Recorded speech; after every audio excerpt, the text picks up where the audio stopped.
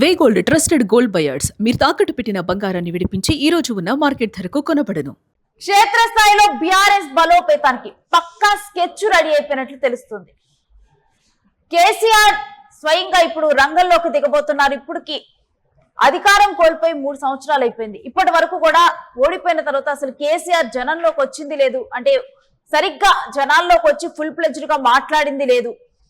అలాంటిది ఇప్పుడు మళ్ళీ కూడా జనంలోకి వచ్చేందుకు గులాబీ బాస్ పక్కా స్కెచ్ తో సిద్ధంగా ఉన్నట్లు తెలుస్తోంది. త్వరలోనే తెలంగాణ మాజీ సీఎం కేసీఆర్ బస్సు యాత్ర ప్రారంభించబోతున్నట్లుగా సమాచారం అందుతోంది. ఇక పార్టీ కేడర్ లో ఫుల్ జోష్ నింపటమే లక్ష్యంగా కేసీఆర్ అడుగులు సాగుతున్నాయి.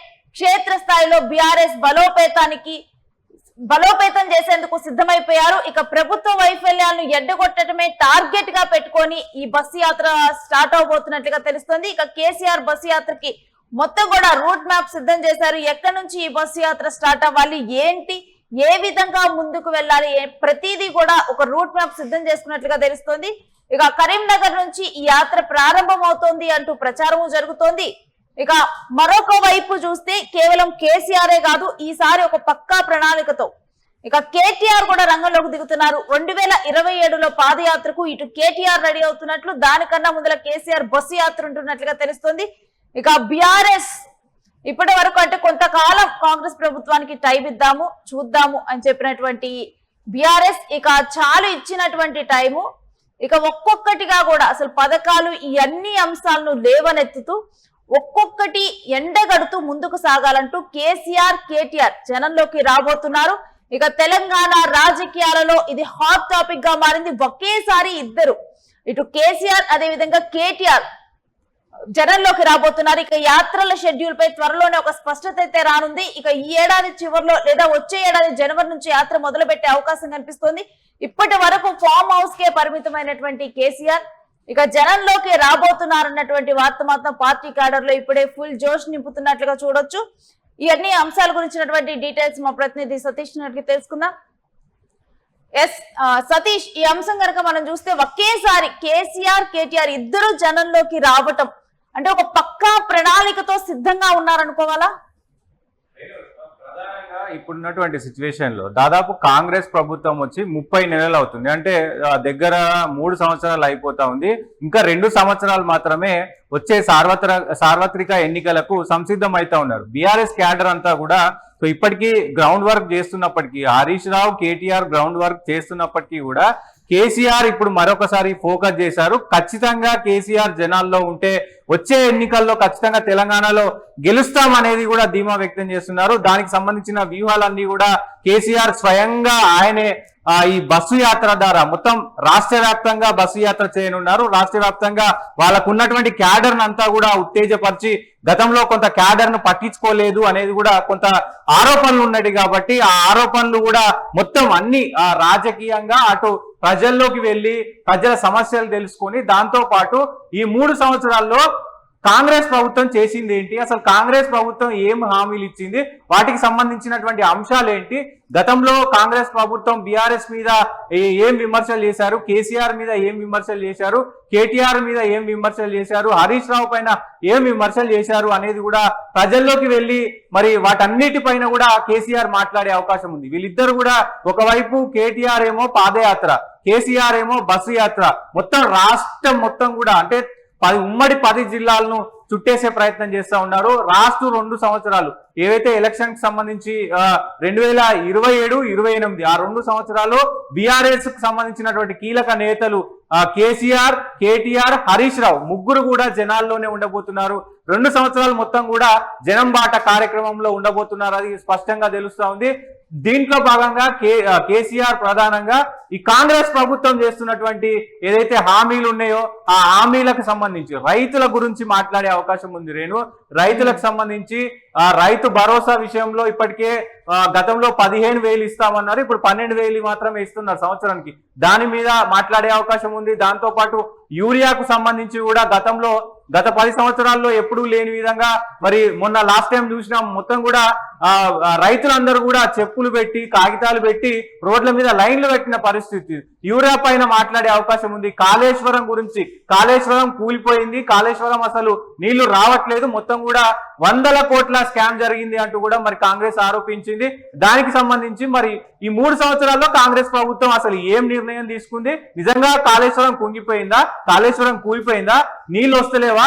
ఇప్పుడున్నటువంటి ఏదైతే నల్లగొండ కావచ్చు, వరంగల్ కావచ్చు, ఇక్కడ మెదక్ కావచ్చు, అలాగే కొన్ని ప్రముఖమైనటువంటి రిజర్వాయర్లు అన్నిటికీ కూడా ఎక్కడి నుంచి వాటర్ పోతా ఉన్నాయి, ప్రజలు ఎట్లా మరి పంట పండిస్తున్నారు అనేది మొత్తం కూడా ఆయన మాట్లాడే అవకాశం ఉంటది. కృష్ణా గోదావరి పైన మాట్లాడే అవకాశం ఉంటది. పాలమూరు రంగారెడ్డికి సంబంధించి కూడా ఫస్ట్ పంప్ హౌస్ ని ఆన్ చేసిందే కేసీఆర్ కాబట్టి అది కూడా మరి చెప్పే అవకాశం ఉంటది. ఇటీవల కాలంలో ఏదైతే తలసాని శ్రీనివాస్ యాదవ్ కూడా ఆయన ఒక మాట మాట్లాడారు, పులి పండుకుంది, సింహం పండుకుంది, దాన్ని డిస్టర్బ్ చేయకండి, అది బయటికి వస్తే తట్టుకోలేరు, మా వాళ్ళు ఆల్రెడీ కేటీఆర్ హరీష్ రావునే మీరు తట్టుకోలేకపోతున్నారు, నిద్రపోతున్న సింహాన్ని తట్టి మరీ లేపే ప్రయత్నం మీరు చేయొద్దు అని చెప్పి కూడా వార్నింగ్ ఇచ్చిన పరిస్థితి కనబడతా ఉంది.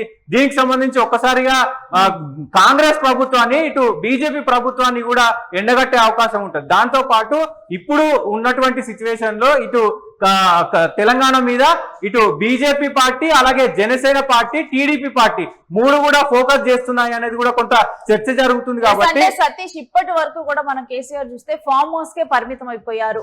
ఇప్పటి వరకు ఆయన సరిగ్గా జనాల్లోకి వచ్చింది కానీ మాట్లాడింది కానీ ఏదీ లేదు. ఇప్పటికీ ఒకసారి అంటే గతంలో జరిగినటువంటి జూబ్లీహిల్స్ ఉప ఎన్నికలో ఆయన ప్రచారం చేస్తారేమో అని చెప్పి ఊహాగానాలు వచ్చాయి. అవసరమైతే నేనే రంగంలోకి దిగుతానని ఆయన అన్నారు. కానీ ఆ సమయంలో కూడా ఆయన బయటికి రాలేదు. ఇంకా ఇప్పుడు కేసీఆర్ బయటికి రావడం క్యాడర్ లో ఉత్సాహం నింపుతుంది అనుకోవాలా? అంటే ఎటువంటి బీఆర్ఎస్ క్యాడర్ లో కానీ కార్యకర్తలో కానీ ఎటువంటి స్ఫూర్తిని నింపునున్నట్లు చూడొచ్చు. నేను ప్రధానంగా ఆయన అసెంబ్లీ 2023 అసెంబ్లీ ఎన్నికల్లో ఓడిపోయిన తర్వాత దాదాపు 3 బహిరంగ సభల్లో ఆయన మాట్లాడారు. కేవలం ఈ 3 సంవత్సరాల్లో 3 బహిరంగ సభల్లోనే మాట్లాడారు. మొన్న జీవన్ రెడ్డి జాయినింగ్ రోజు ఒక్కరోజు మాట్లాడారు. అంతకుముందు 25 సంవత్సరాలకు సంబంధించి పార్టీ క్యాడర్ కి సంబంధించి వరంగల్లో ఏదైతే సభ పెట్టారో ఆ సభలో మాట్లాడారు. అంతకుముందు ఒక ఏదైతే లోక్సభ ఎన్నికల ఎంపీ ఎన్నికల్లో భాగంగా మాట్లాడారు. సో ఈ 3 సభలలో తప్ప ఆయన ఈ 3 సంవత్సరాల్లో మరి ఎక్కడ కూడా మాట్లాడలేరు. కాబట్టి ఇప్పుడు దాదాపు ఆయన చెప్పిన దాని ప్రకారం ప్రభుత్వానికి కొంత సమయం ఇవ్వాలి, అంటే కొత్తగా వచ్చినటువంటి ప్రభుత్వం కాబట్టి ఖచ్చితంగా దానికి సమయం ఇవ్వాలని చెప్పారు. సో 2 సంవత్సరాల తర్వాత కూడా కొంత యాక్షన్ ప్లాన్ మూవ్ చేశారు. ఇప్పుడు ప్రధానంగా ఆయన చాలా కొంత అంటే పార్టీని అటు పార్టీ శ్రేణులను కూడా మరి ఉత్తేజపరచడానికి ఆయన కామెంట్స్ ఉంటాయి. ప్రధానంగా ఏదైనా మార్పు కావాలంటే కేసీఆర్ కు బాగా తెలుసు, మార్పు అనేది రావాలంటే పార్టీలో ఉన్నటువంటి మాట్లాడుతూనో లేకపోతే ఎవరైనా నాయకులు మాట్లాడుతూనే కాదు, ప్రజల నుంచి మార్పు రావాలి, ప్రజలు కోరుకోవాలి. కేసీఆర్ ను కోరుకోవాలన్నా అలాగే బీఆర్ఎస్ ను కోరుకోవాలన్నా అది ప్రజలు కోరుకోవాలి. కాబట్టి అసలు క్షేత్రస్థాయిలో ఏం జరుగుతుంది, క్షేత్రస్థాయిలో ప్రజలు ఏమనుకుంటున్నారు అనేది కూడా ఈ 3 సంవత్సరాల్లో సుదీర్ఘంగా ఆయన మరి చూశారు. కాబట్టి ఇప్పుడు బయటికి వచ్చే అవకాశం ఉంది. ఈ బస్సు యాత్ర, ఈ పాదయాత్ర 2 యాత్రల ద్వారా మరింత చేరువయ్యే అవకాశం ఉంది. క్షేత్రస్థాయిలో ఆయన ఫోకస్ పెట్టే అవకాశం ఉంది.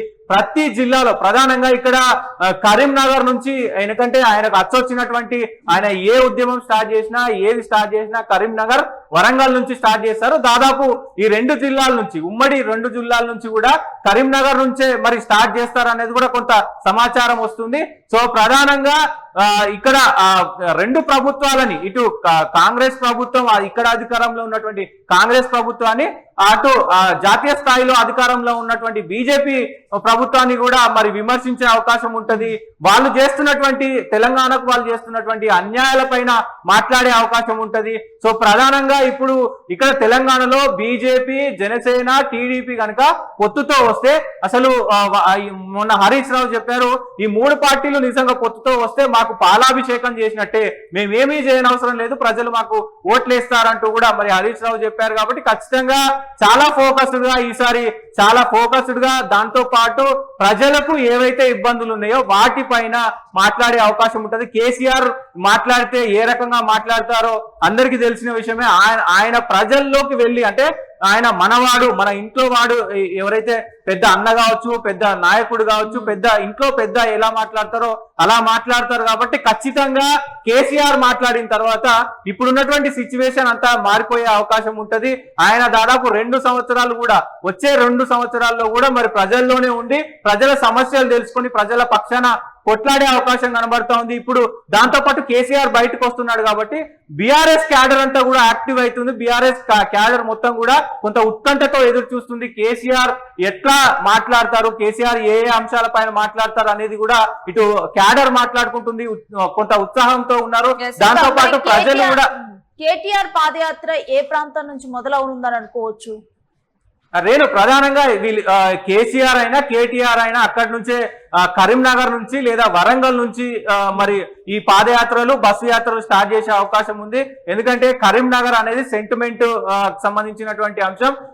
ఎప్పుడు ఏ అంశం తలబెట్టినా కరీంనగర్ నుంచే తలబెడతారు కాబట్టి ఖచ్చితంగా అక్కడి నుంచే కేటీఆర్ కూడా అక్కడి నుంచే మరి స్టార్ట్ చేసే అవకాశం ఉంటుంది పాదయాత్ర. దాంతో పాటు ఒకవేళ కరీంనగర్ కాకపోతే వరంగల్ నుంచి స్టార్ట్ చేసే అవకాశం ఉంటుంది. కేసీఆర్ కూడా కరీంనగర్ లేకపోతే వరంగల్, సో ఈ 2 జిల్లాల నుంచే, ఉమ్మడి జిల్లాల నుంచే మరి ఈ పాదయాత్ర బస్సు యాత్ర స్టార్ట్ చేసే అవకాశం ఉంటుంది. మరి తెలంగాణ రాష్ట్ర వ్యాప్తంగా కూడా ఈ మొత్తం ఏదైతే ఈ బస్సు యాత్రకు ఈ పాదయాత్రకు సంబంధించి ఒక చర్చ జరుగుతుంది. ఒకవైపు కేసీఆర్ బస్సు యాత్రలో మాట్లాడుతూ ఉంటారు, ఒకవైపు కేటీఆర్ పాదయాత్ర చేస్తూ కూడా ఊరూరా తిరుగుతూ ఆయన అక్కడ మాట్లాడుతూ ఉంటారు. మరోవైపు హరీష్ రావు క్షేత్రస్థాయిలో కూడా మరి ఆయన ఒకవైపు మాట్లాడే అవకాశం ఉంటది. కాబట్టి ఉన్నటువంటి ప్రభుత్వాన్ని ముప్పు తిప్పలు పెట్టే అవకాశం ఖచ్చితంగా కనబడతా ఉంది రేణు. సో దాదాపు 2029 ఎన్నికల్లో వాళ్ళ విజయమే మరి దీనికి పునాది అంటూ కూడా మరి బీఆర్ఎస్ శ్రేణులు చెప్తున్న పరిస్థితి కనబడతా ఉంది. చూడాలి కేసీఆర్ పాదయాత్ర, కేసీఆర్ కేటీఆర్ బస్సు యాత్ర పాదయాత్ర తర్వాత ఎలా ఉండబోతుంది అనేది కూడా కొంత ఉత్కంఠగా చూడాల్సిన అవసరం అయితే ఉంటుంది Renu. Right, thanks for the details సత్య.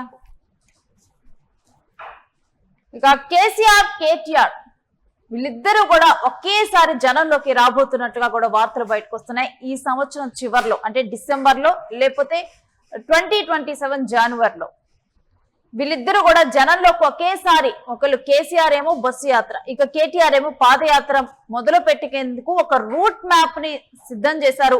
ఒక పక్కా స్కెచ్ తో, ఒక ప్రణాళికతో వీళ్ళు జనంలోకి రాబోతున్నారు.